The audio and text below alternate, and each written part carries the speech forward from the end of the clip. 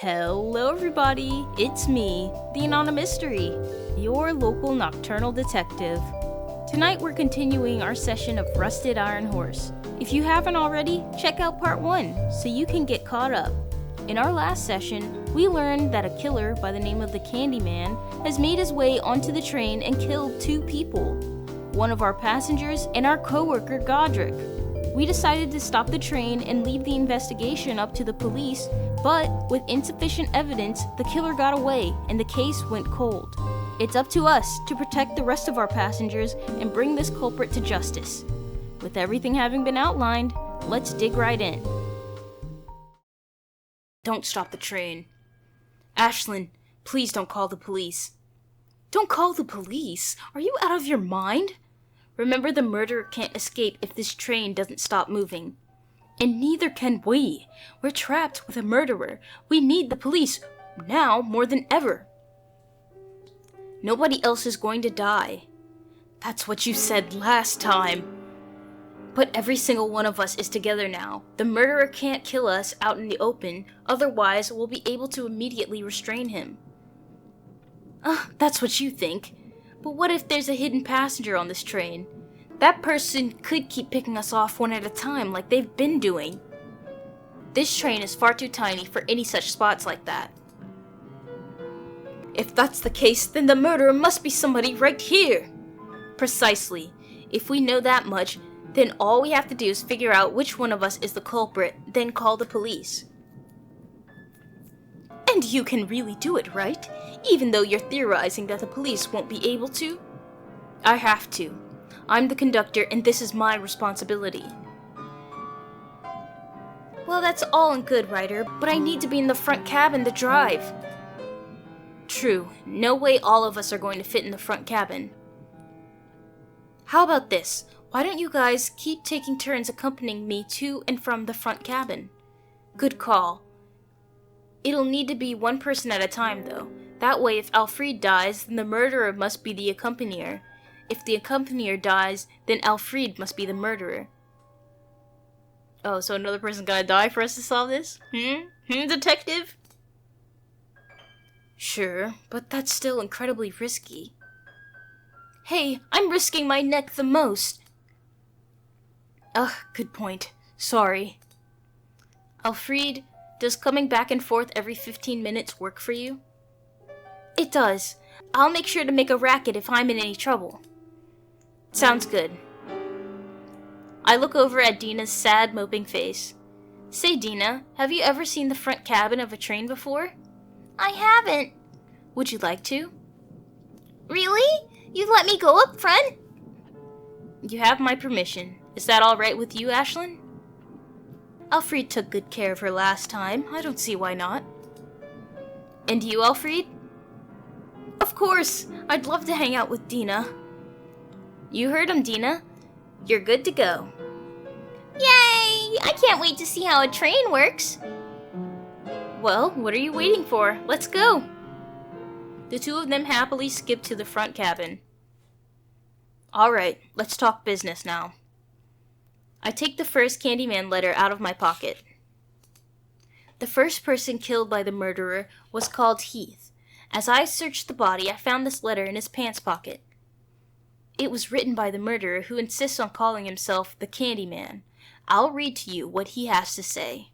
I read the contents of the Candyman's first letter to them. What a sick freak. Yeah, he certainly is. Anyways, when I got a brief chance to look at Godric's body, I found a second letter on his person. I haven't read it completely yet, but I did catch the Candyman's signature at the end. I put away the first letter and take out the second. Here's what that one says. Another piggy sent to the slaughterhouse. Their squeals heard by none, not even a mouse. Who will be the next? Which piggy's turn will it be? It matters not, as they will all die, you see. But they will struggle anyway, no matter how much I warn them.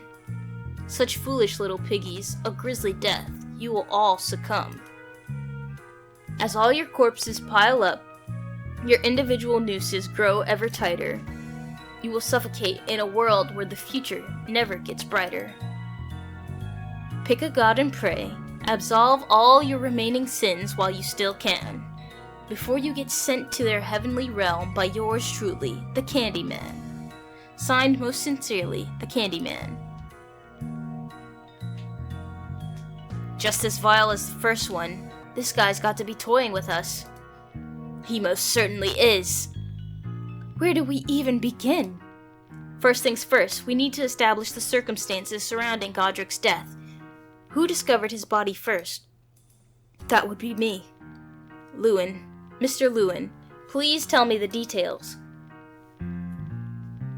I was working on my money report like the diligent banker I am, before I had the sudden urge to use the restroom.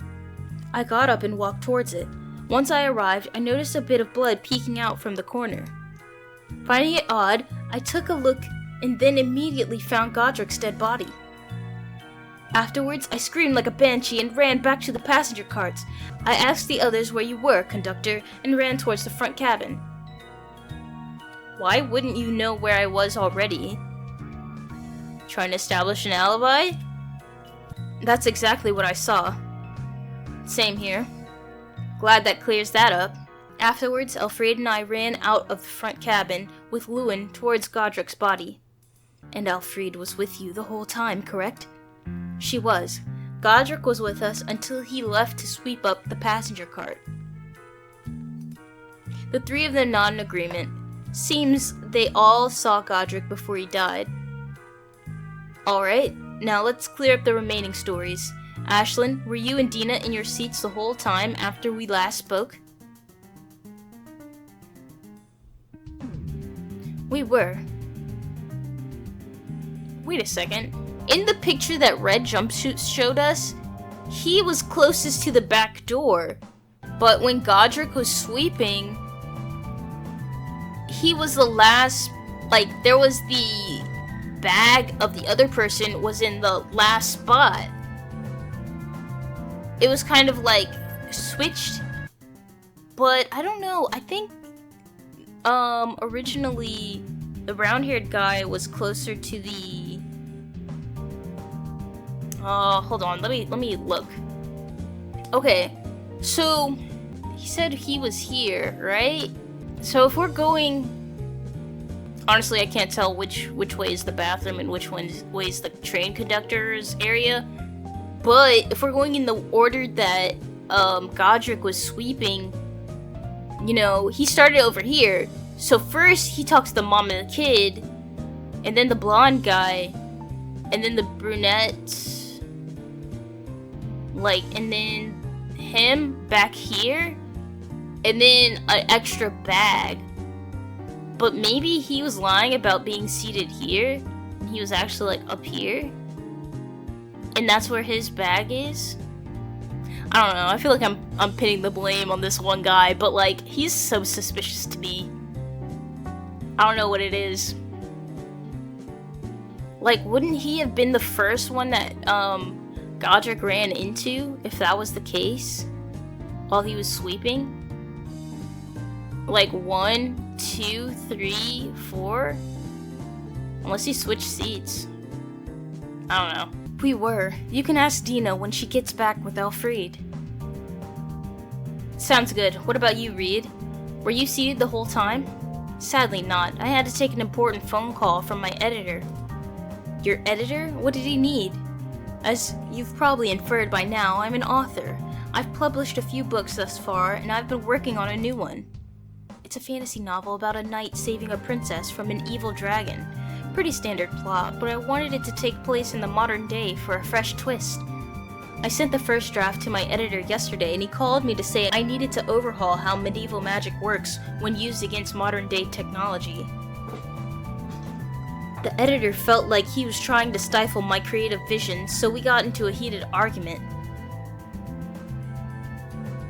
Annoyingly, he made good points, so we had to work out a compromise. Once we discussed what I had to do next, I hung up and went back to my seat. Your book sounds like fun. Good luck finishing it. Thanks. I hope it'll be good once it's released. I'm sure it will. I clear my throat to get us back on topic. Anyway, Reed, how long did the phone call last? 7 to 8 minutes, I'd say. And you were gone that whole time? I mean, I was at my seat for a bit at the start. Once the conversation heated up, I stepped right outside the passenger's cart, so I didn't disturb anyone. I came right back as soon as I hung up the phone. Gotcha. I look over at Lewin and Ashlyn. Can you two confirm this? Reed was definitely on the phone, but I didn't see him get up from his seat. I was too focused on my laptop to pay him attention.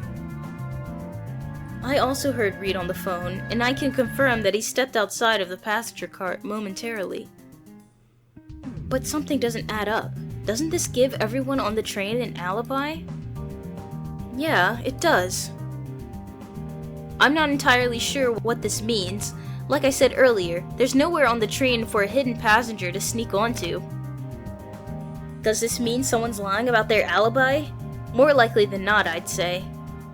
Wait, conductor! There's somewhere a hidden passenger could hide. What do you mean? You know the saying, if I want to hide a tree, hide it in the forest, right? What's your point? What if the hidden passenger is one of the victims pretending to be dead? They could just be wearing makeup to give the illusion of death. Good thinking. That explains why all of our alibis are airtight too. Nah, he's trying to throw us off. He's trying to create a red herring. It's you! Since there's 2 bodies and 4 of us, we'll split off into 2 groups. Lewin and Ashlyn can inspect Heath's body in the front cabin, and Reed and I can inspect Godric's body by the bathroom. Wait, if Heath's the Candyman, doesn't that mean my daughter and Elfriede are in danger? Damn it, it does. Lewin sprints towards the front cabin, and Ashlyn hurries behind him. Shouldn't we go after them, conductor? Godric's a Candyman suspect too. It'd be stupid to leave him alone. Right. Come on, let's go.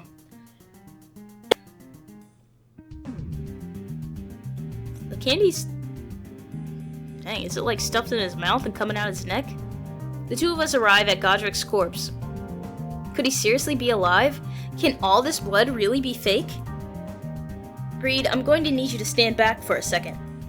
I got gloves and you don't, so it's safer for me to inspect the body. Right. He looks nervous as I lean over and start my inspection. I don't blame him. Godric could theoretically leap up and attack us at any moment. As my fingers prod his neck, I check his pulse. How are you going to feel a pulse through the gloves? Just as I thought, nothing. Godric's not the Candyman. He's dead as a doornail. Reed let out a sigh of relief and relaxes his shoulders. So that means it must be Heath. If it is, then that's the most realistic slash wound I've ever seen. I inspected his body earlier and it felt completely dead. I see. But he did have less blood. While we're here, I'll keep inspecting Godric's body. He might have some additional wounds that I didn't notice the first time around. You know, there's a lot of blood. There's something on the back of his neck. I gently turn Godric's head to one side to get a better look. As I do, the excess candy corn in his mouth spills out. Sure enough, there's a stab wound on the back of his neck. At least, I'm assuming it's a stab wound. The slash wound on the front looks wider than this one. Looks like the Candyman got him here too. Reed peeks over my shoulder. Yeah, looks like he did. I lay Godric back down, how he was initially. Afterwards, I give the crime scene a detailed look. It's much messier than Heath's crime scene. I don't remember there being this much blood for him. Does this mean the Candyman didn't have time to clean up? That's a reasonable conclusion. The blood was wet when Elfriede and I got there, meaning he was killed pretty recently. I check the rest of Godric's body to see if there's any other wounds or secret letters that I might have missed. Nope, not one. I stand back and dust my pants off. Alright, I'm pretty sure the Candyman is armed with at least a knife. Not only does Godric's neck have a slash and stab wound on it, but Heath's neck has one too. Reed nods in agreement. Makes sense to me. We should go back to the others. I want to check out everyone's belongings for a knife. Sounds good. Reed and I return to the passenger cart. Ashlyn and Lewin are also here. Good timing. Ashlyn and I just got back. Good timing indeed. Reed and I... Wait, wouldn't that little girl have seen the corpse in the front cabin? Whoa, bro, we are not being responsible adults. Good timing indeed. Reed and I confirmed that Godric is really dead. Same for us. Heath is dead. You really gave me a heart attack earlier, Reed. I'm sorry, I didn't mean to do that. I just tried to offer ideas, that's all. It was a good idea, I'll give you that. How were Alfred and Dina doing? They were having fun, thanks for asking. You're welcome. And now we're back to square one. We sure are. Which of us is the Candyman? Who's the primary suspect? We'll know that when we check each other's belongings.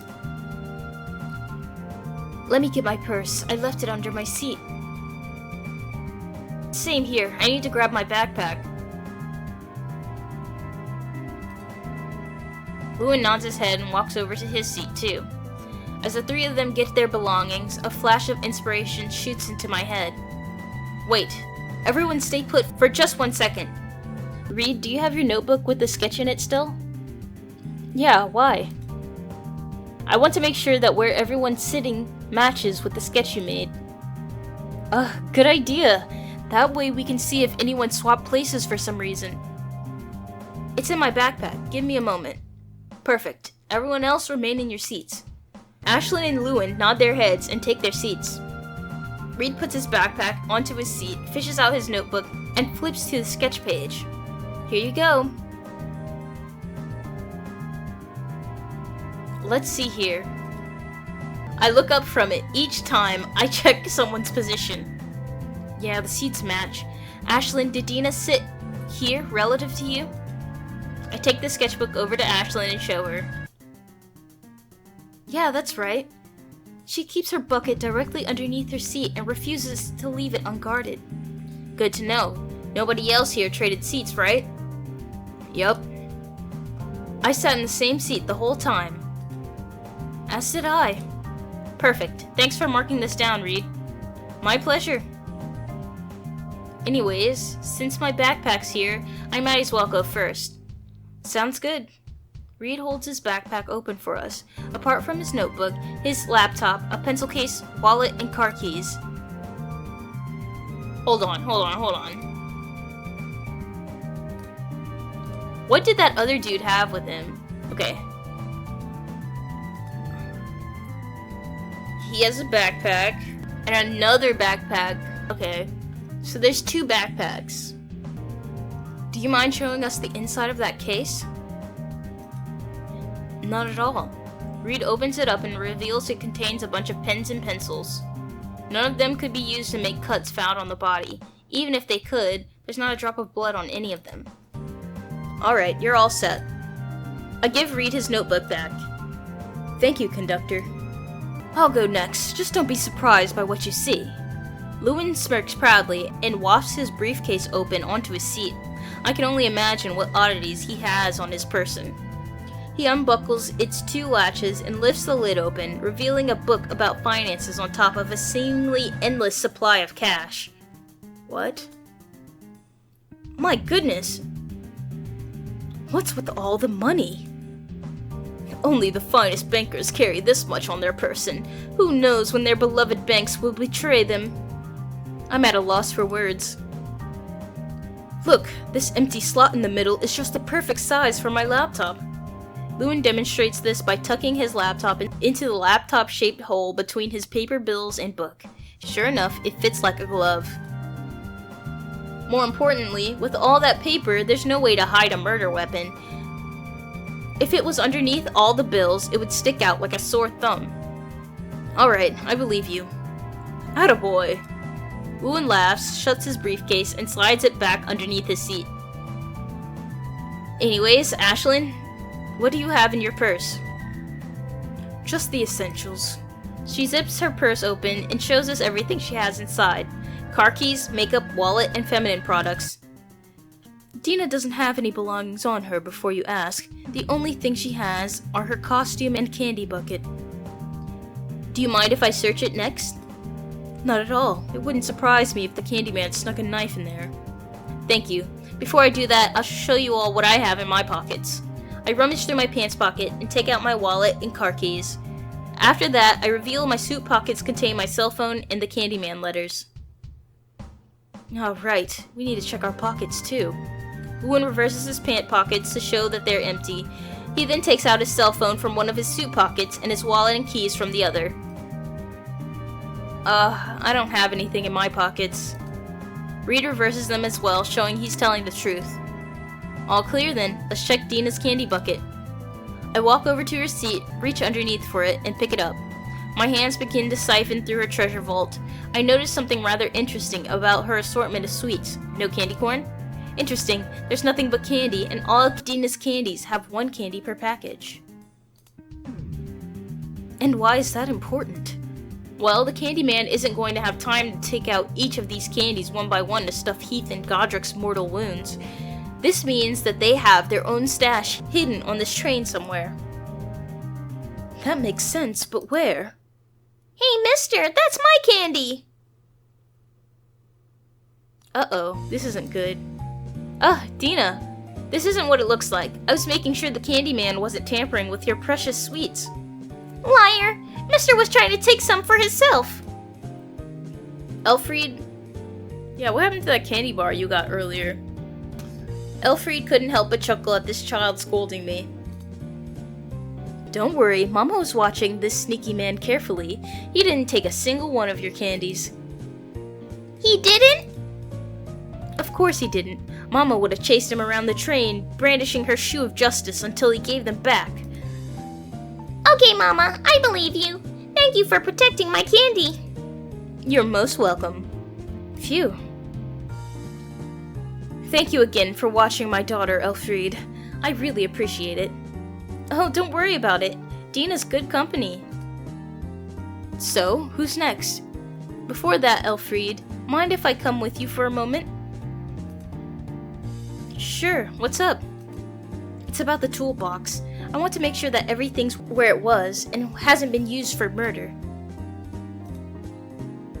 Oh, good point. I hadn't considered that. Are you sure it's been tampered with, though? None of us have taken it out of the supply closet today. Better to be safe than sorry. True, let's check it out. We'll be gone for longer than a minute. Everyone remains in their seat until then, got it? Some nod their heads and others give me a thumbs up. Glad we're all on the same page. Elfried and I arrive at the front cabin. I rummage through the supply closet until my hands grab the toolbox situated on the top shelf. So, are you any closer to finding the Candyman? Yeah, I think so. We're going to search the train up and down next. I have a feeling the evidence needed to incriminate this guy is hiding in plain sight.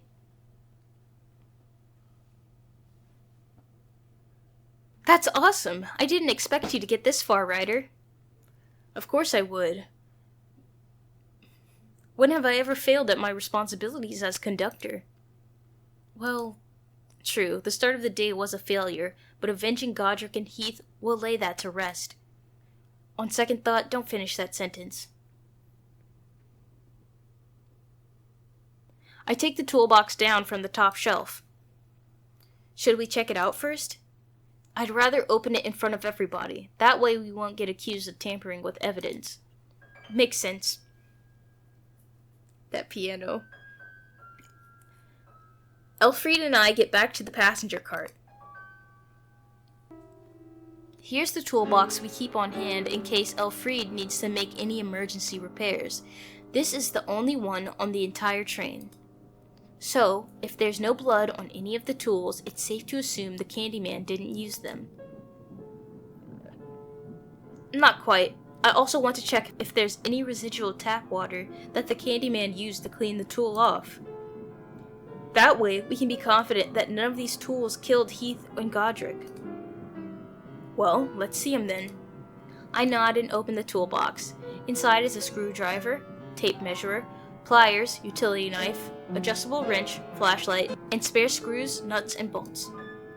None of them are covered in blood. So far, so good.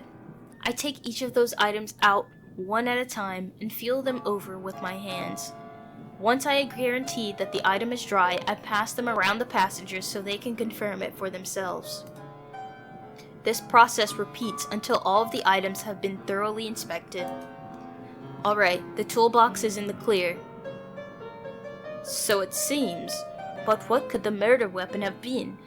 I was sure that the utility knife must have been involved somehow.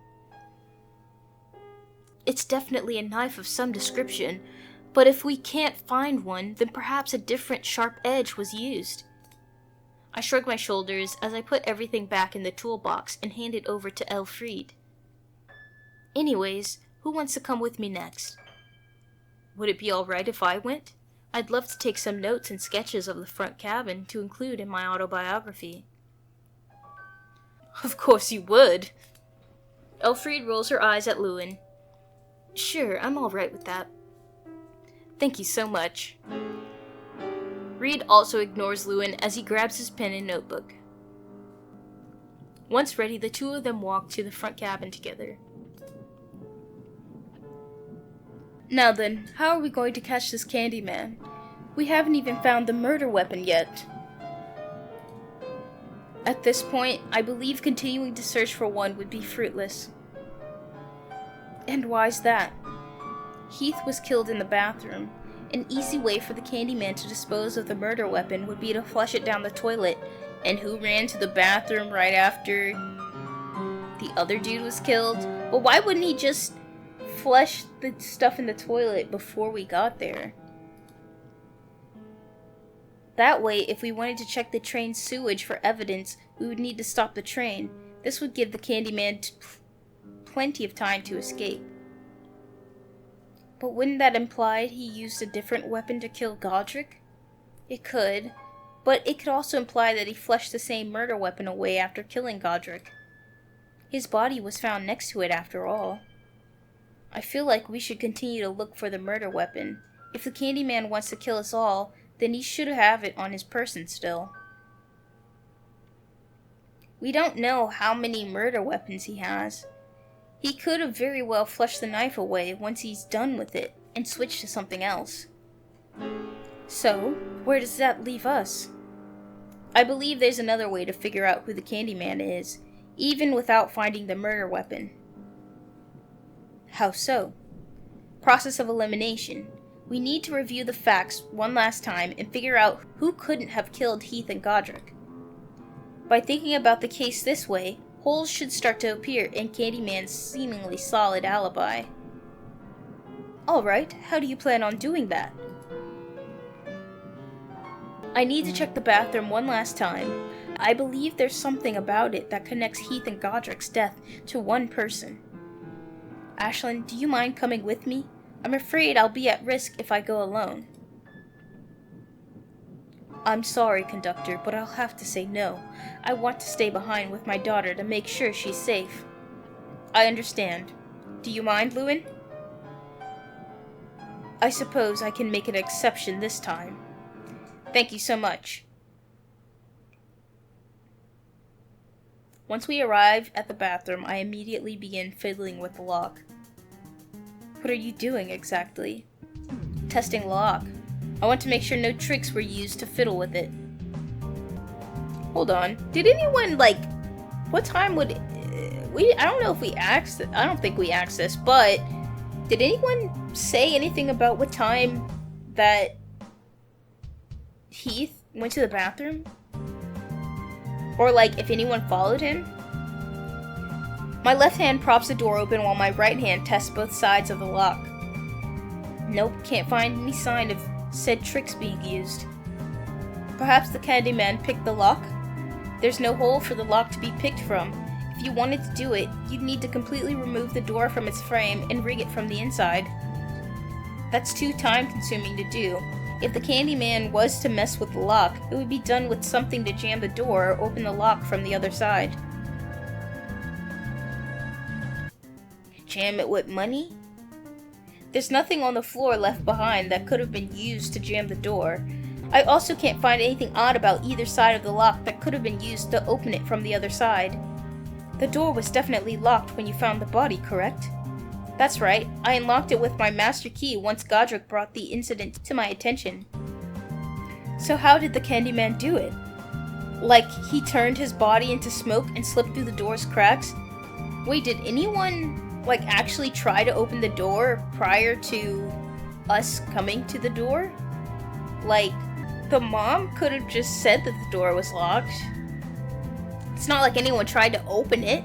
So how did the Candyman do it? It's like he turned his body into smoke and slipped through the door's crack. That's what I hope to find out.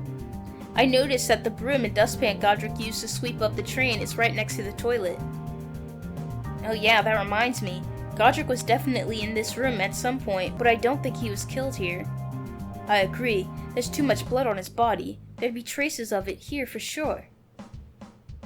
Oh, and for the record, that's where the broom and dustpan were when I was using the bathroom. I didn't touch them once. Thanks for the clarification. Maybe Godric swept up some vital clues and kept them hidden in the dustpan. It's always a possibility. I get to my knees and check the inside of the dustpan. Lewin looks at me in disgust. I guess it's because I'm dirtying my suit pants against the bathroom floor. You know, if our girl was calling for help, we would not be able to hear her. Or maybe the train's small enough that maybe we could. Whatever, he can think ill of me all he likes. I need to examine the dustpan this way to preserve the integrity of the crime scene. My watchful eye scans the dustpan's interior for any possible clues. All I can find are a few scraps of toilet paper, a collection of dust, as well as some bloody candy corn. Those most likely fell out of Heath's neck as we moved his body to the front cabin. What if somebody jammed the candy corn inside the door to make sure that it would open? As I backed away from the dustpan, well, they were bloody candy corn. Never mind. As I backed away from the dustpan, I noticed some liquid droplets on top of it. Oh, finally, a clue. The top of the dustpan is a little wet. Well, I hate to burst your bubble, conductor, but I think that might be my piss. Bruh, you got no aim? You're joking. I didn't want to dirty my pants against a public bathroom toilet, so I pissed standing up. I guess my aim must have been a little faulty. You dirty dog. I sigh and take his word for it. At least his little slip-up proves that the broom and dustpan were here after Godric was killed. Moving on, I get back up and check the trash can for any clues. Aha! Blood on the trash bag! Oh, really? Lewin walks over and looks in the trash can. Yup, that's blood alright. Before I check out the other objects in the trash can, I poke the blood droplets with my glove. Dry. This must be Heath's blood. Godric's is still wet. But we didn't find any blood in the trash can when Godric was investigating. Makes sense. But why would Heath's blood be all the way over here? Godric and I found his body sitting on the toilet. How peculiar. The first thing that comes to mind is that his body was moved to the toilet after he was killed. Maybe. My watchful eye looks over the entire bathroom, looking for some sort of angle I might have missed. Say, conductor, do you think it's possible that Heath killed himself? It would explain how he was able to die in a locked room all by his lonesome. That wouldn't explain why Godric's dead. It's a possibility, but if it's true, what does that mean about this case? Suddenly my eyes lock in on a normally conspicuous part of the bathroom, the baby changing station. Wait a minute. The broom and dustpan are right beside it too. Did Godric come to the same conclusion as me? If so, then this might be a really important clue. I lunge towards the baby changing station and open it up. As soon as I do, I see something that makes a light bulb go off in my head. Say, Lewin, do you think that crawl space behind the baby changing station is big enough to hide a person? Probably. I'm not quite sure if it fits in with the murder, though. Oh, you'll see. I look over the crawl space and the baby changing station itself. There's a hole behind the baby changing station? Just as I thought, splashes of dried blood on the part where you lay the baby. The baby changing station must have been open when Heath was killed. Otherwise, it would have been closed and his blood couldn't have gotten on it. Sure, but why would it be open in the first place? 'Cause he was doing lines in here. He was folding up his ticket the same way he folds up the paper that holds his drugs. I think I know exactly why. There's only one person on the train that could have utilized this crawl space. However, it's meaningless if I can't tie them back to Godric. I run back over to the trash can and peruse its contents once more. I find wet paper towels, but that's pretty normal. More importantly, I found scraps of transparent plastic with red splotches on it. As I take them out of the trash can, I notice that the red comes off and gets on my gloves.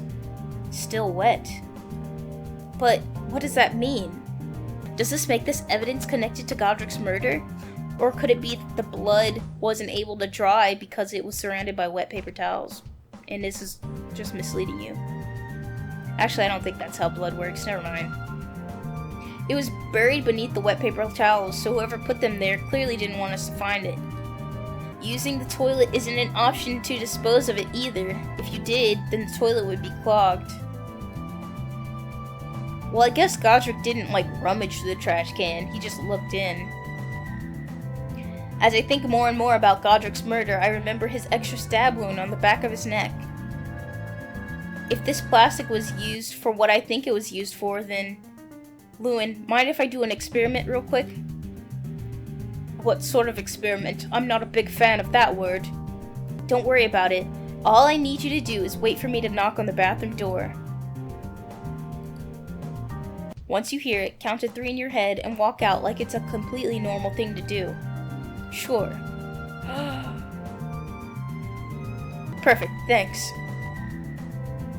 Once I step out of the bathroom, I go around the corner, right in front of Godric's body.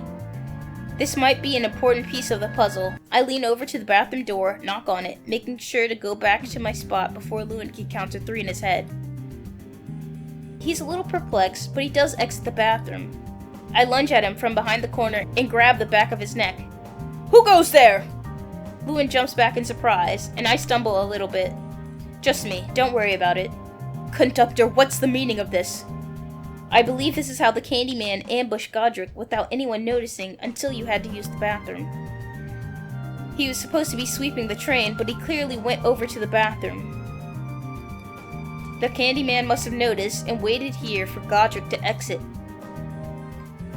But how would he have avoided getting blood on his clothes? There's not even a drop on any of ours, yet one of us must be the Candyman. Yeah, probably because he took off his jumpsuit. Or his jumpsuit's covered in red. I think I know how. And if I'm right, this connects a certain someone to both Heath and Godric's murder. I need to look at one last thing with everyone one more time. Come on, Lewin.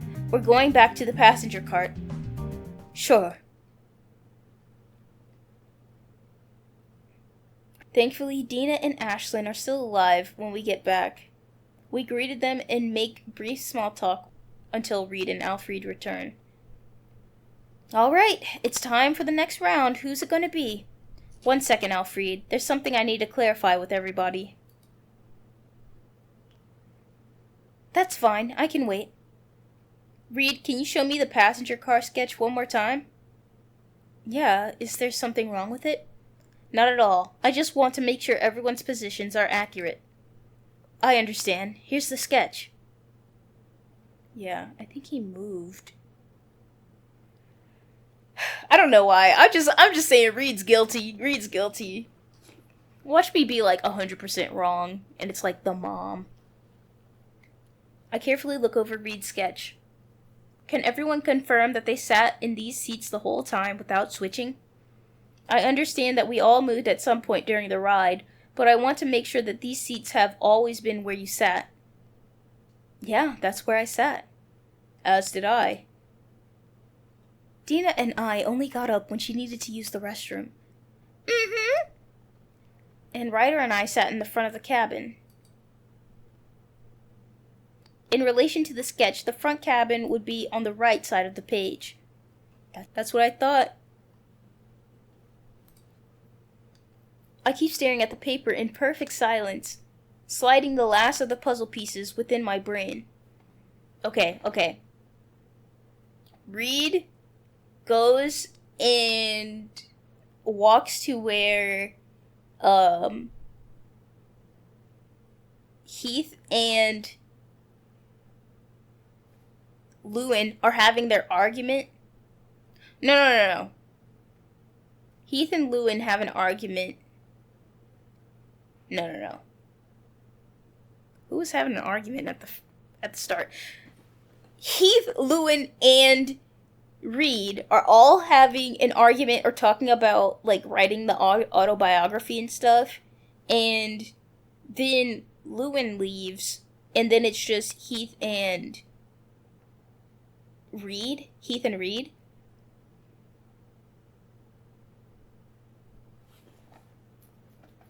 But they never say that Reed goes and talks to the three of them. Unless Reed just turns around and starts yelling past these seats.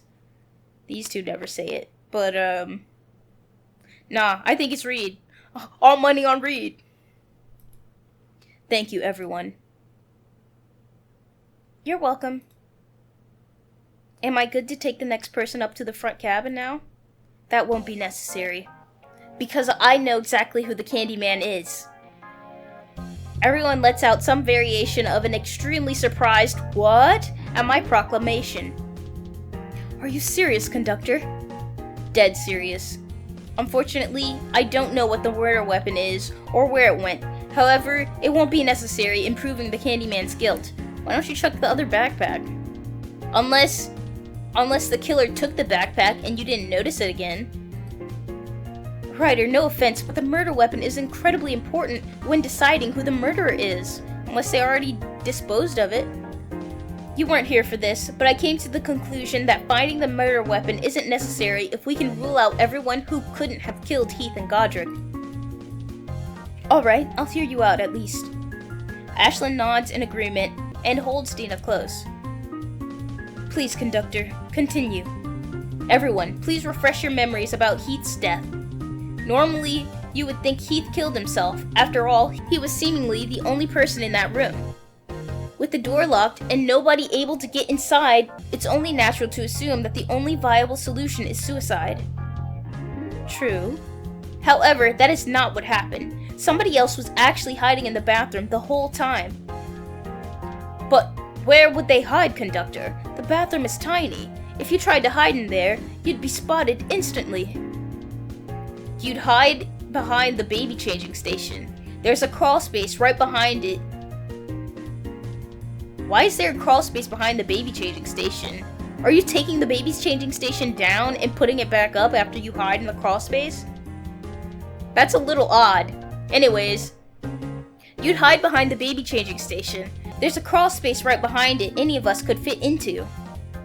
Once you get inside the crawl space, all you have to do is pull the lid up to blend in perfectly. Like there's a hole in the baby changing station?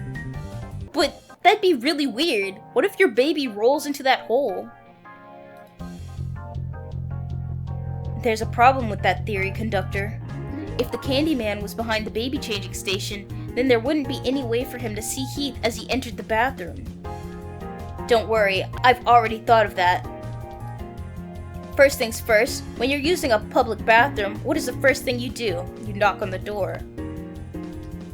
You'd lock the door, of course. Correct. That creates the locked room scenario without the Candyman having to do a thing. Well, I guess maybe it's the kind of lock where you can see if somebody's inside. Of course, the Candyman could always lock the door after killing Heath, had he not done that for some reason. What? Of course, the Candyman could always lock the door after killing Heath, had he not done that for some reason. Getting back to Reed's point, the Candyman may not have been able to see Reed, but hearing him is a completely different story. There are two definitive audio cues that the Candyman could have used to know where Heath was in the bathroom: the toilet's flush and the sink's running water. Ah, that makes sense. Once either one of those were heard, the Candyman would have sprung out of the crawl space to ambush Heath. There's even evidence left behind to prove this is exactly what he did. Splashes of Heath's blood were found on the trash bag as well as the baby changing station itself. We know it's Heath's blood because he's been dead long enough for it to dry. Why does she look guilty in the back? But more importantly, if the baby changing station wasn't used at all, then blood wouldn't have gotten on its inside because it would have been closed. But what about the rest of the blood? Where did it go? I made her a little British. The Candyman cleaned it up himself. The door was locked, so nobody could have disturbed him. Plus, the bathroom has more than enough paper towels and toilet paper to wipe up the mess. You could even conveniently dispose of it all by flushing it down the toilet. Alright.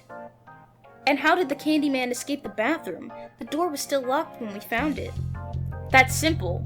After stuffing Heath's neck with candy corn and putting the first letter in his pocket, the Candyman just had to hide back in the baby changing station and wait for the next person to use the bathroom.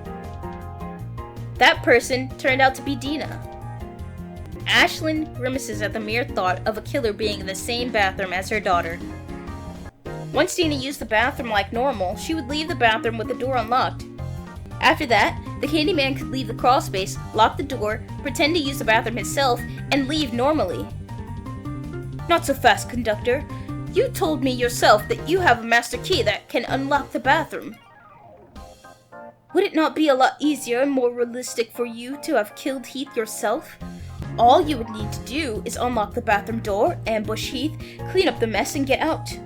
Not a single passenger would have batted an eye at the conductor walking around the train.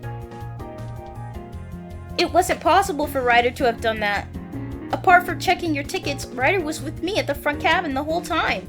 Heath was still alive after the fact, wasn't he? That doesn't mean you or Godric couldn't have stolen the key from him to do the deed in his place. Why are you getting so defensive? I'm sticking with my intended suspect, but you're acting suspicious. But it could just be you throwing us off. That's also impossible. The master key never left my suit pocket. He could have also lied about pissing on the broom and dustpan. That's also impossible. The master key never left my suit pocket. I'm paranoid about losing it, so I frequently feel it up to make sure it's still there. Also, I had it on my person when we all showed each other what belongings we had. If Godric was the pickpocket, then we would have found the master key on his corpse. If Elfriede, then I wouldn't have had it on my person because it would have been with her in the front cabin. Alright, you've made your point. Great, now back to what I was saying. There's more evidence that the Candyman hid in the crawlspace behind the baby changing station. Oh, really? I nod and take the first Candyman letter out of my suit pocket. I wonder how many letters that dude cooked up. Like, before starting this. He's like, yeah, I'm gonna have at least 10 letters. 10 is when I cap it. Take a look at the third line. The one who finds this letter and the one who died for it.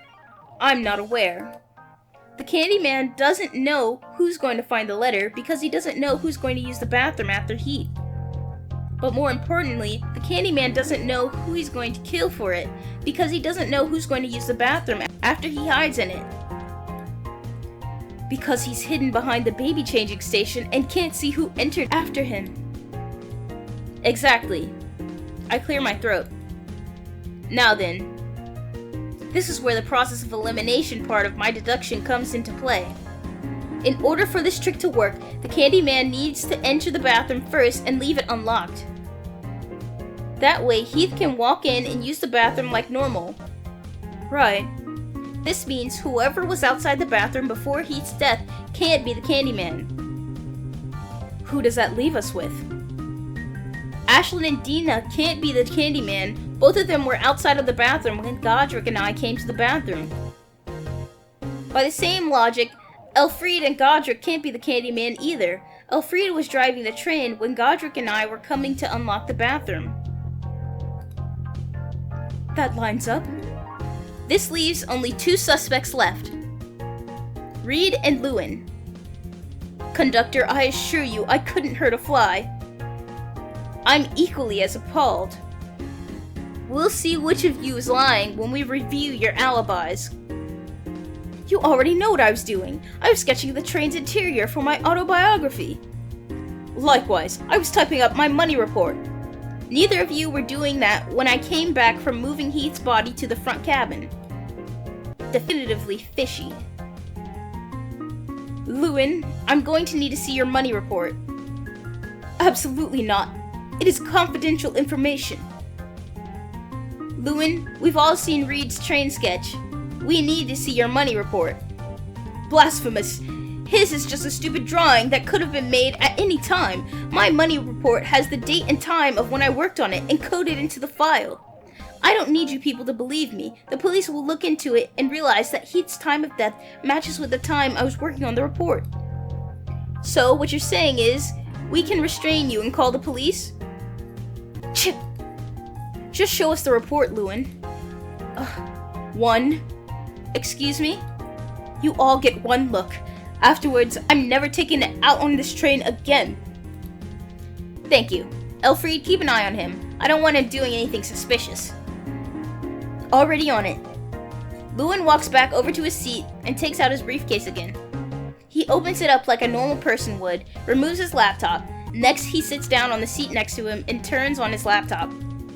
Give me a second to pull it up. We will, don't worry about that. Elfried watches his computer screen like a hawk, making sure Lewin doesn't pull up any unrelated files. After a brief period of time, Lewin spins his laptop around to us with the money report open. Alright, here it is. Get a good look, because this is the last time you get to see it. I take a seat in front of the laptop and stare at the screen intensely. It's filled to the brim with paragraphs, multiple charts, and numerous graphs. My brain hurts trying to comprehend it all. Gosh, how can you even understand this?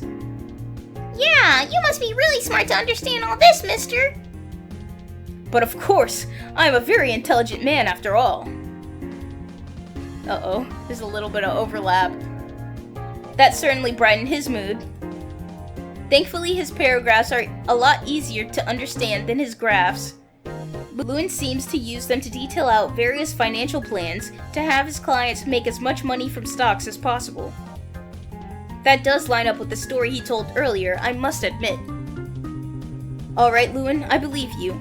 The police will need to access it during their investigation, but I'm satisfied with what I saw. Good enough for me. Once everyone else got a good look at the report, Lewin shuts off his laptop and puts it back in his briefcase. So, Conductor, if we've seen Reed's sketch and Lewin's report, then who's left to suspect? Isn't it obvious? The Candyman has to be Reed. How? All of you saw my sketch just now. That proves that I was doing all... Yeah, bro, that didn't look like a sketch that took you like 30 minutes. That proves what I was doing at the time of Heath's murder. Like Lewin said, you could have drawn that at any time. The reason why I suspected the two of you was because you were the only ones I didn't see while transporting Heath's body to the front cabin. Lewin's report is electronic and has multiple save files where we can check the date and time of which they were written. Your sketch, however, was done on a piece of paper. The only way we can verify when that was made is by an eyewitness. But mister, I saw the red man holding his book while walking up and down the hallway. Thank you, Dina. I knew I could count on you. But Dina, was this before or after you needed to use the bathroom? Seems she's struggling to remember. It was definitely before. Dina was staring at Lewin and Reed bickering. I also saw Heath with them too. Oh yeah, I remember now. Thanks, Mama. I glare at Reed. There's also something else that proves you were the one who hid in the crawl space and not Lewin. It's a pretty tight squeeze in there, but all of us are capable of fitting into it. However, Lewin is wearing a suit. So? Everyone take a good look at Lewin. Can you even see a single crease on his suit? Sure enough, there wasn't a single blemish to be found on his suit. If Lewin truly was in the crawl space, then his suit would be wrinkled. Since it's not, that means the only one left who could have been hiding in the crawl space to kill Heath was you. This is ridiculous. Your theories are all but conjecture, Conductor. You don't have anything on me. So tell me then, how was Heath actually killed? Isn't it obvious? The man committed suicide on the toilet and the murder weapon fell in. Once Dina used the bathroom, she flushed it away. I have to restrain myself from rolling my eyes at Reed's ridiculous proposition. However, I'll let him have his moment, for now. We'll return to that point later. I want to explain how Godric was killed. Reed glares daggers at me as I resume speaking. After I told Godric to sweep the train, he went into the bathroom to clean it up. Of course, it was pretty spotless since the Candyman already wiped up most of the blood. However, none of us had discovered the trick used to kill Heath in the first place. Seeing that Godric was taking an awfully long time to clean the bathroom, the Candyman waited for him behind the corner. In order to get to the bathroom without arousing suspicion, the Candyman needed a reasonable excuse to go there. Just one moment, Conductor. If the Candyman ambushed Godric, like you're proposing, then why didn't we hear a scream from the passenger cart? We found lots of candy in Godric's corpse. I imagine the Candyman stuffed his mouth full with them. First, the Candyman stabs the back of his neck. Second, Godric opens his mouth to try to scream. Third, the Candyman fills his mouth with so much candy corn it muffles him. Afterwards, he pulls Godric's body behind the corner and slits his throat. Conductor, the crime scene was a bloody mess. I'm sure even you'd agree. It was. What about it? Whoever's the real Candyman should either have a ton of blood on them or be soaked wet from trying to clean it up with wet paper towels. And since neither applies to me, I couldn't have killed Godric. This also exempts me from being the Candyman and proves that I didn't kill Heath. There's a third option you didn't think about. There is no third option. The Candyman could have been wearing a tarp or poncho of some kind. That way, they can just take it off and not have a speck of blood on them. Where's your proof? Bathroom trash can. There's scraps of plastic that have a red tint on them. I believe this used to be whatever the Candyman wore to prevent blood from getting on himself. After seeing that he couldn't completely get the blood's red color off of it, he tore it apart, threw it in the trash. Of course, he made sure to bury it beneath wet paper towels so no one would find it. But why didn't the Candyman flush the plastic down the toilet, mister? Good question. The types of plastic used in ponchos and tarps would have clogged the toilet had he tried to flush it. That would have made the evidence easier to find. Oh, I get it! Alright, this is starting to get out of hand. Are you even going to give me the chance to defend myself, Conductor? Of course, the stage is yours. Thank you. Anyways, there isn't just one person involved in this mystery. I believe Heath and Lewin are co-conspirators. That's slanderous. You shut your damn mouth and let me finish, Lewin. Lewin's mouth gapes at Reed's sudden burst of anger. Anyways, Lewin put the first Candyman letter in Reed's pants pocket before using the bathroom. However, Heath commits suicide using the same trick I mentioned earlier. Fast forward to Godric's murder, Lewin pretends to go to the bathroom and kills Godric in secret. He knows he's alone, so that's the perfect time to strike. Since Heath actually killed himself, Lewin can feign innocence for Heath's death. Doing so makes him seem innocent for Godric's death, but it's implied the Candyman killed them both. He's even the one who discovered the body, for crying out loud. All he would have to do is scream like a lunatic and pretend he found Godric's body for the first time. That's a load of rubbish, and you know it. My screams were as genuine as they come. I agree with Lewin. Reed, your argument is a load of rubbish. I even have proof that Lewin actually used the bathroom. You're not going to say you watched him, are you? Of course not. He pissed all over the broom and dustpan. Like all men, Lewin pees standing up. That's not true. Some sit down because it's more comfortable. His aim was a little off, and some of his urine got on top of the dustpan Godric left behind. You can't prove that urine belongs to Lewin, or is even urine at all. He could have splashed a little toilet water on it to make it look like some of his pee got on top.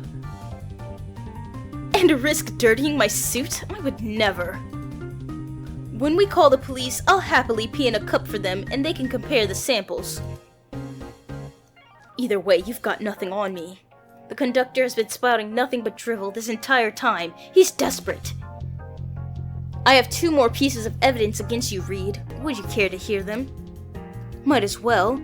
You've gone so far to slander my good name. Let's see how far you're willing to go. Let's take one last look at your sketch. And Reed scowls at my persistence and takes it out. I know it's not marked, but I need to point these 2 locations out for clarity. The front cabin is located on the right side of the page, which means the bathroom must be located on the left. Feel free to look and compare for yourself if you believe I'm mistaken. Now then, look where everyone's sitting in relation to the bathroom. Remember, for Godric's murder, the Candyman needed to keep an eye on the bathroom door in case anyone was in there for too long. Notice how many people are sitting in a position that would give them a way too natural look at the bathroom door? Oh, that's right. Reed's looking straight at it. Oh, I didn't notice that. Everyone else is facing this way. Clever. Hey, I'm not the only one. Dina's also looking at the bathroom door too. Yeah, because the kid's the murderer. Are you insinuating that my daughter is a murderer? Sure, why not? That's what you've all been doing to me anyway.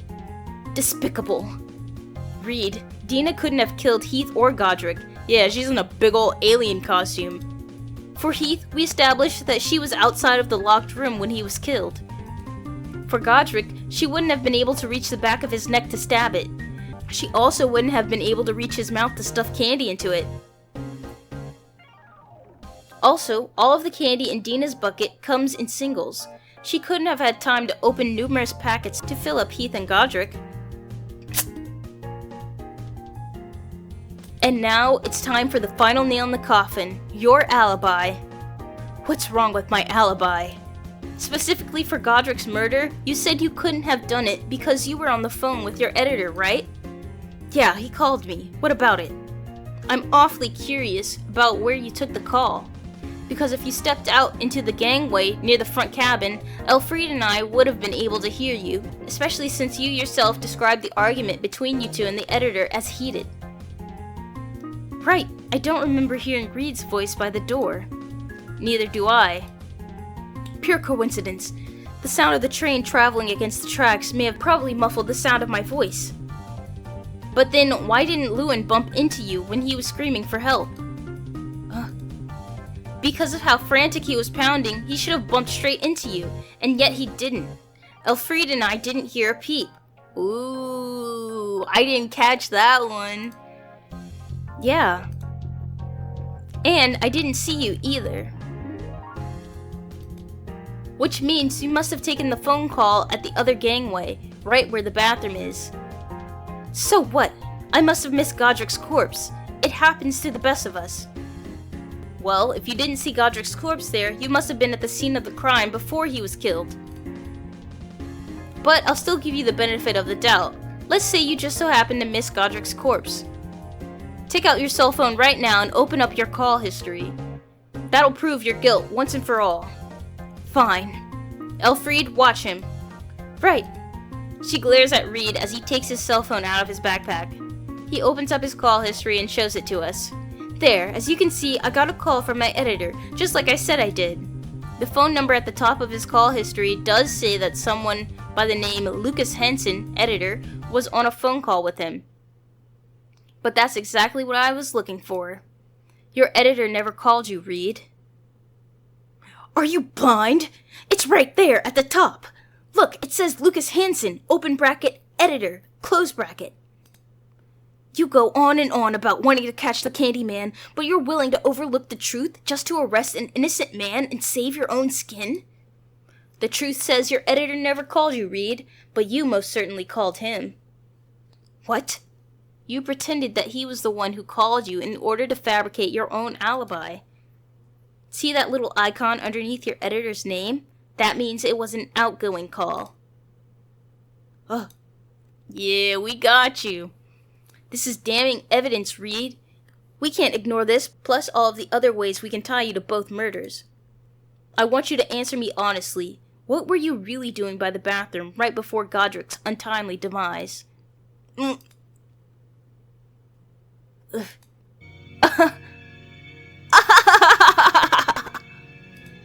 As soon as that wicked grin stitched itself onto Reed's face, all of us backed away in fear. Wow, conductor, you're certainly a lot smarter than I thought.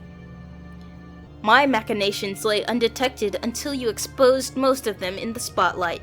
I'm truly impressed. Is this your confession, Reed? Why, yes it is. You've caught me, conductor. I'm the Candyman. As you're all fully aware, my life's mission is to publish the greatest autobiography ever written.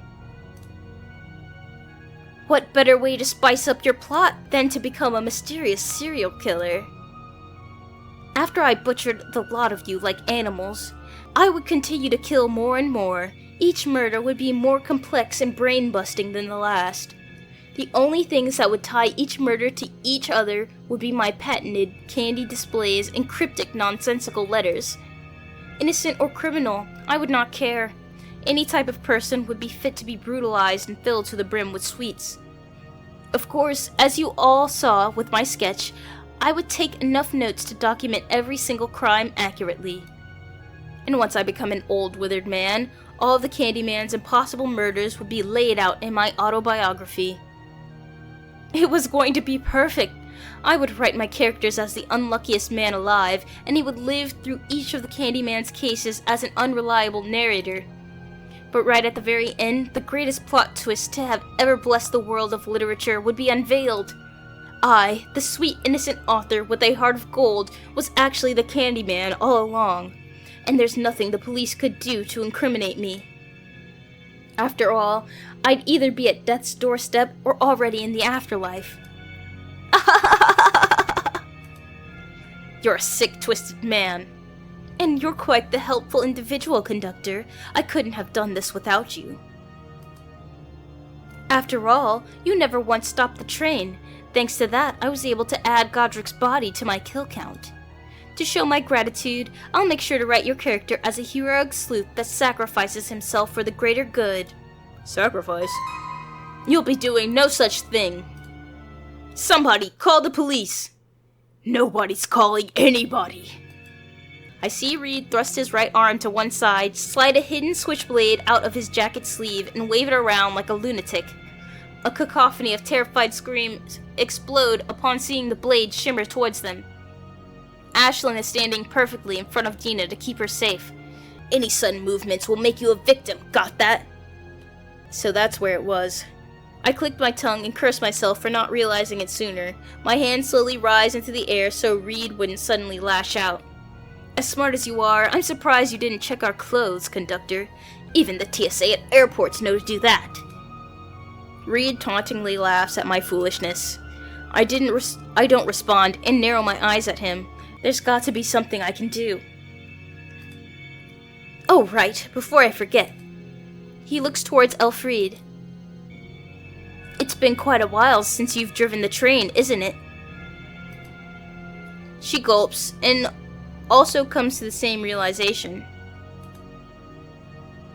Why don't you be a good girl and mosey over to the front cabin? It'd be such a shame if the conductor solved this mystery just for us all to die in a crash. Elfriede looks towards me like a lost lamb, hoping I have some sort of way out of this mess. It'll be messy, but there's only one thing left to do when a murderer is in front of you and nobody can call the police. I solemnly nod my head at her. Okay. She starts to walk back towards the front cabin, not wanting to take her eyes off Reed's knife. Hands where I can see him, sweetheart. I'm not gonna hurt you. Elfriede complies and slowly raises her hand in the air as she continues to take slow, calculated steps to the front cabin. That's more like it. Reed brandishes his knife like a veteran pirate and waves it at us so we don't get any funny ideas. However, as soon as he passes me by while looking at Elfriede, I slam my body into his shoulder with all my might. Gah! Conductor! The police! Call them! While Reed is still caught off guard, I deck him right in the face. Damn! Ow! On it! Ashlyn grabs Dina by the arm and rushes towards the bathroom with her. Elfriede, on the other hand, bolts towards the front cabin to maintain control of the train. Oh, no you don't! Reed starts to chase after them, but I aggressively shove him against the seats. Your time's up, Reed. Nonsense, you're the one out of time. His knife swipes towards me. Reed may have missed a couple times, but most of the slashes cut up my chest. I feel the warm crimson blood seep from my chest. It's agonizing, but I must persevere. Lewin, get in here! This is the part where you die that heroic death, Conductor. Not on my watch. Let's go, Lewin! Jumping. Lewin backs me up with a hearty sucker punch towards Reed's jaw. For a brief moment, I saw stars shimmer in his pupils. Bah! Bah! Reed spits out some blood from his mouth onto the floor. Still alive, Conductor? Yeah, sure am. The pain starts to numb as my fight or flight response kicks in. I can feel the adrenaline course through my veins like a runaway train. Alright, Lewin, 2-for-1 special. There's going to be no more specials by the time we're done with you, psychopath. Lewin lets out a threatening roar as he goes for an uppercut on Reed's jaw. He anticipates this and sidesteps Lewin, going for a stab at his abdomen. But the stab never connects. I lunge at Reed's wrist to catch it before someone else gets cut. You've caused more harm on this train than anyone ever has. I refuse to let you do it again. Just like Lewin, I let out a blood-curdling battle cry as I launched his wrist towards the window, attempting to get the knife to shatter the glass and fall outside. However, Reed struggles. In a desperate game of tug-of-war, he pushes against my assault. Hurrah! Lewin sees an opening that Reed and I fail to notice. His stomach. He repeatedly hammers his iron knuckles directly into his belly. Grub! Ah! Each raspy breath escapes Reed's lips as Lewin continues to punch him in the gut.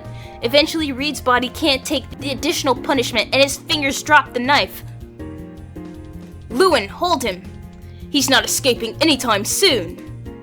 The knife did nip my arm as it dropped to the floor, but my watchful eyes paid close attention to its descent. As soon as it clinks against the floor, I dive towards it. Reed struggles hard against Lewin's body. No, not like this! He used the last of his strength to shove Lewin's arm off of him, but it was too late. My hands grasped the handle of the switchblade and slipped it into my suit pocket.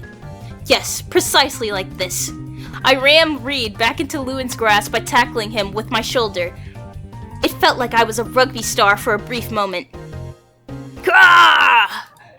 Lewin catches the murderer and slams him against the floor. Reed starts to struggle once again, but he can't break free. I have my entire body pinning down his left side. Lewin's got the right covered. Reed may have been able to fight off one man, but I doubt he has the strength to escape too. Yeah! Yeah! I don't know what sound he's supposed to make here. Yeah! A devilish scream assaults our eardrums as Reed tries to fight us off.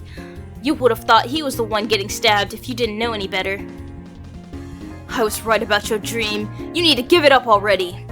Never! His thrashing gets rougher and rougher. It's like trying to tie a whale to a humble fishing boat with this guy. But Lewin and I dared not loosen our hold. To our surprise, someone else runs straight into the passenger cart.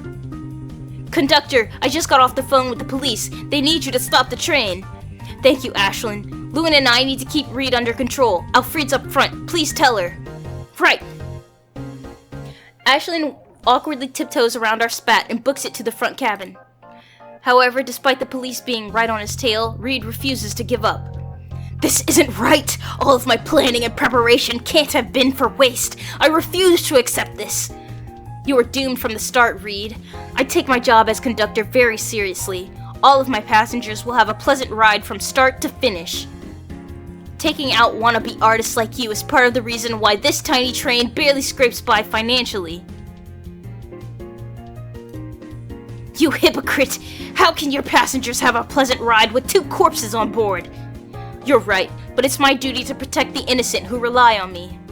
I may have failed to save Heath and Godric, but I know they're watching me catch you from the afterlife.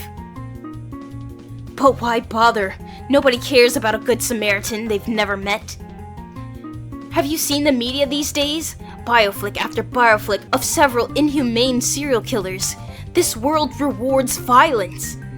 Your good deeds will be lost to the sands of time, whereas my killings will be celebrated for generations. I don't need recognition. As long as my passengers are happy, I'm happy. This ride may be stressful, but we're going to have a happy ending. You lost, Reed. The Candyman is going to be arrested before his journey could get off the ground. As soon as I mention the police, Reed's struggling ceases. His fighting spirit dies down. Surely not. What the conductor said, Reed. It's time to pack it up. The two of us don't let up on restraining Reed. Lewin and I thought he was going to try to catch us off guard to make his escape. After what felt like an eternity, the train finally comes to a stop. Lewin and I keep our grip fastened on Reed, despite him not resisting. In the distance, we hear a police chopper land nearby. Elfried opens the train doors and stands in the entranceway, waving at them to come on board. However, Reed had other plans in mind. Lewin and I were mistaken that his compliance was a sign of surrender. He was merely waiting for his energy to replenish. Gah! The two of us feel Reed try to shove us off his body. He's almost successful, but Lewin and I keep him restrained.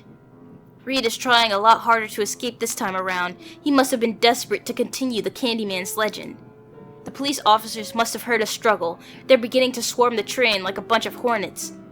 All right, break it up, you three. Lewin and I listen, releasing Reed from our respective grasps. Reed takes this moment to escape the train, but a different officer restrains him. All right, which one of you is the conductor? That would be me, officer. I'm going to need a head count of everyone on this train, crew and passengers. Well, there's Lewin and I. The one your partner has restrained is called Reed. He killed one passenger named Heath and one crew member named Godric. The blonde girl, Elfried, is the only other crew member left. Ashlyn steps out from the front cabin as she hears commotion from the police.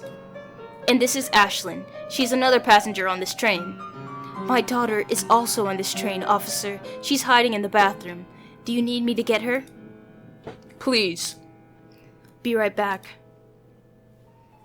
Ashlyn walks over to the bathroom to get Dina. So, conductor, mind filling me in? You said this Reed fellow killed 2 people? I nod. He did, officer. Allow me to fill you in. I told the police officer about everything that happened here today. He makes brief notes about it in his notebook. Well now, conductor, that's an awfully wild story you've told me. I'm going to need you to repeat that in the future date to make sure everything lines up. Of course, I'm going to need all of the witnesses to explain their versions of events too. I understand, officer. Now then, I need to complete the head count before I leave. Is this girl your daughter, ma'am? She is, officer. Cute costume. Happy Halloween, kid. Thank you, officer. Happy Halloween, too. You're welcome. Conductor, before I go, I need you to have all of your passengers exit the train at the next station. We will need to perform our own investigation once you arrive. Would you like to ride with us? Thank you for the offer, but we need all hands on deck for Reed. Safe travels. The police officers get off the train and escort Reed to their helicopter in cuffs. I breathe out a sigh of relief. The heavy atmosphere that engulfed the train seemed to slowly fizzle out. Everyone, take your seats. Elfried, start the train. Yes, sir. So it seems I got the right person, but my evidence was incorrect. A win is a win.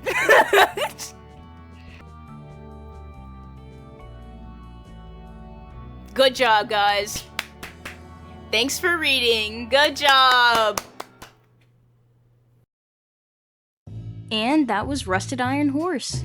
I really love a good murder mystery, and this one did not disappoint. Not only did this case have a double homicide, but one of the deaths was found in an infamous locked room scenario. Regular Dale did a really good job of laying out all the clues and slowly having the characters unravel them as the story continued. The characters were simple, but in a short amount of time, you could get a good grasp on who they were and what was important to them. There were 3 different endings to this game, with both the first 2 endings encouraging you to go back and solve the murders so the killer wouldn't get away. One thing I really enjoyed about the final ending was that it didn't just end once the killer was found. The final fight was packed with suspense and action as Ryder and Lewin subdued Reed. I think the final act wrapped everything up really well. Well done. Now, let's get into the rating. During the Spooktober Visual Novel Jam, you're given the opportunity to rate the submissions based on the following categories: story, visuals, music, voice acting, cinematography, and overall vote. For Rusted Iron Horse, I give the visuals 2 stars. The character art was a little rough and the backgrounds looked like real photos with a filter over it. The UI was pretty simple, but there wasn't a moment where I felt confused about the scene the characters were in. Well, almost. I think that it would have helped if there was one more shot of the bathroom showing the crawl space behind the baby changing station. I had a hard time envisioning what that looked like, and the extra visual would have helped. Next is music. The music in this game wasn't bad, but it wasn't super memorable. The music did its job of elevating the tone of the scenes, and it was mixed well so that it wasn't overpowering. I give the music 3 stars. There wasn't any voice acting in the game, so I give this category 1 star. There also weren't any complex shots in this game either, so cinematography gets a 1 star. Next is the story category, where I feel this game really shines. I give this story 4 stars. Overall, I give Rusted Iron Horse 4 stars. It had an enjoyable story, a good mystery, and a satisfying conclusion. This was the only game on Regular Dale's page, but I look forward to seeing what they come out with in the future. If you're a viewer and want to cast your vote, or just want to play Rusted Iron Horse yourself, I've put a link to the page down below. Oh, look at the time. The sun will be up soon, which means it's my time to go. Remember to like and subscribe if you liked my content, and leave a comment on what you thought about the game. The window for submissions has been closed, but if you see an entry you want me to check out, let me know. I hope you all have a wonderful day. Remember, stay sharp and stay curious. Bye!